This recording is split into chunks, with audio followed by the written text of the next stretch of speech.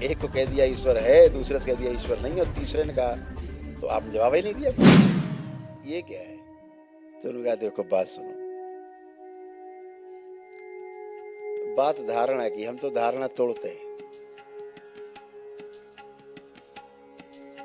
पहले ने कहा, हमने पूछा उससे तुम्हें क्या लगता है, उसने कहा ईश्वर होता है।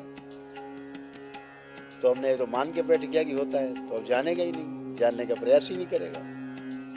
तो हमने उसे बता दिया नहीं होता है, तो उसकी धारणा तोड़ी हमने।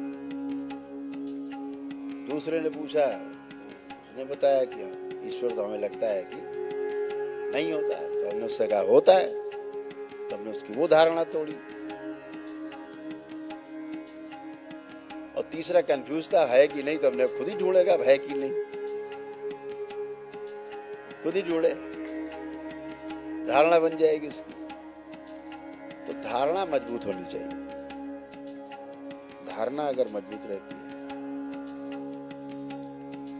तो ध्यान ठीक से होता है। जैसे आप सबकी धारणा है भोलेनाथ पे, शिव पे, बाबा पे है, माँ पे है, दरबार पे है, धारणा, दरबार के प्रति एक धारणा बन गई है आपके अंदर, मजबूत धारणा कि हम मजबूत और सुरक्षित हाथों में, ये धारणा बन गई।